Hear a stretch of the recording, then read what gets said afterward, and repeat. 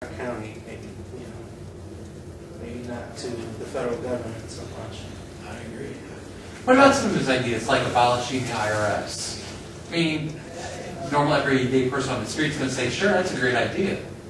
I don't think you can do that. You still need to pay for things like, you still need a Securities and Exchange Commission, and you still need, commerce. But do we need to pay our... I don't know that we need an education department, to be honest. I kind of agree with some of those with libertarians on that. I think No Child Left Behind is, it's a great idea to say, well, why can't Johnny read? Well, maybe Johnny ought to crack open a book once in a while. But locally, if the money could stay here, we could find out why and, put more money in our local programs rather than sending it all to Washington to be distributed equally across the... I think No Child Left Behind specifically was just a horrible taking away local control of school districts away from the people. Let's say, getting rid of the IRS is about as feasible as deporting 20 million illegal immigrants. It's just, I just don't see it as feasible. I know Huckabee is really hog wild on this fair tax, doing away with the federal income tax and going to a federal sales tax. Sounds like a great idea because you get people who don't have a lot of taxable income, but they might have a trust fund, say a Paris Hilton or something, who's spending a lot of money. Well, she shouldn't necessarily pay a whole lot in federal income tax because she doesn't have any real income. But she's spending a lot of money. So she's going to pay a lot more taxes that way. Doesn't it hurt the middle class more, though, on a sales tax like that? That most of their money anyway is going towards necessities versus investment or things like that? There's probably some truth to that. I've read just bits and pieces of things. Who's that? Neil Bort's got a book out about fair tax. I've not actually read the book, but he's published excerpts from it from time to time. I've read some of those. Yeah, there's going to be positives and negatives to any system we have. I generally support a flat tax, a real flat tax, one that doesn't have any write-offs. I don't think we should be writing off our kids, our mortgages, and the boat and the condo and board or wherever. I think it's hard for the federal government to do a budget if you don't know what everybody's writing off. And you got Warren Buffett the other day saying he only paid 17.5% of income tax. Well, one, either he's lying to the IRS or he's lying to us, because I don't see that as being possible. You guys saw my blog the other day about the Bush tax cuts, the before and after tax tables. I didn't see a 17.5% tax table. I know what his taxable income is, what his actual income is, what he gave to charity. I know there's all kinds of things to put in there. But I think if you have a flat tax, I think you should do away with the limit on the cap on Social Security. You can lower all those rates to a more reasonable rate if everybody was paying an equal percentage. And what it's going to look like is on the federal income tax, it's going to look like the rich people are getting a bigger break because they're paying 33% at this point. You move them down to 10%. As my favorite saying is 10% is good enough for the Lord, 10% ought to be good enough for Uncle Sam.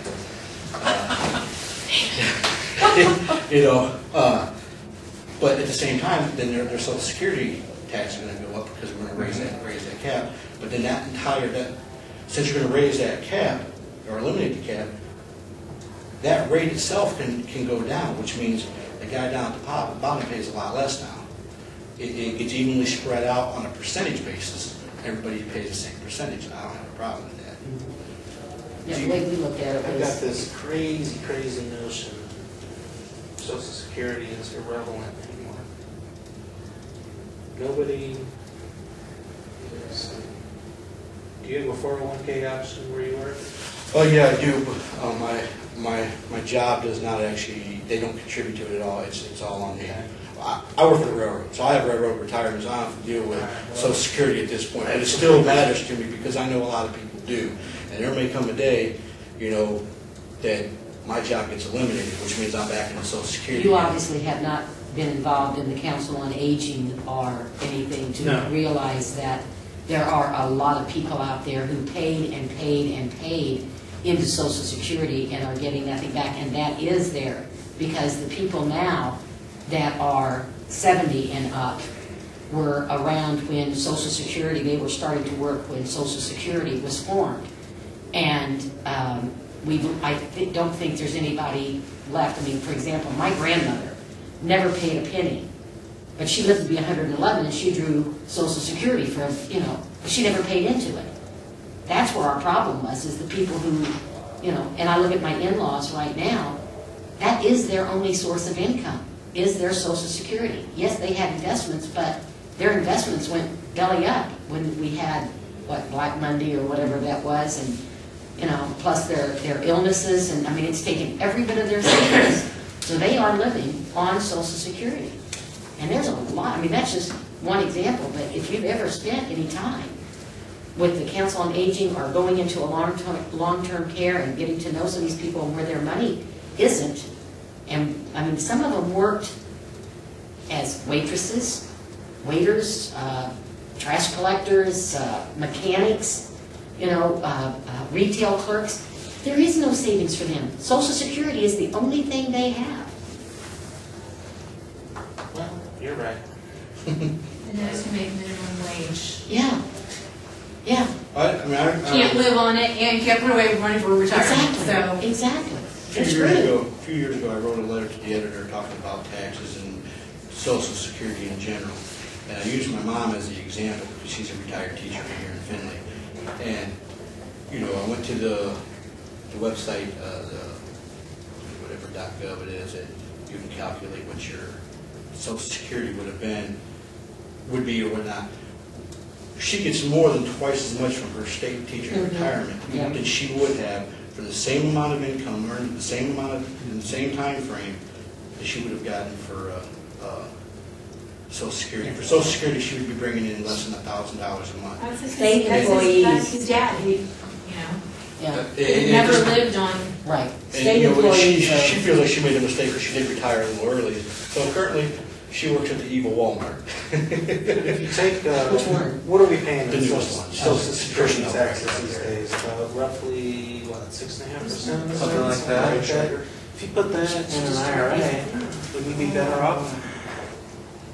Well, Since they opened it. that's a good question. Yeah. Did you give people the opportunity to use it like that? Should you Help trust? some of the hiring and whatnot. Can you? So, I thought, I don't know. what's her name? It's the personnel. I'd rather do it than have the government in control of it, but there's going to be a lot of people out there. Every who aren't single savvy person enough these to do days that. has that option. So either get a 401k from work, or you can go out and, you know, you can get an IRA or both. Mhm.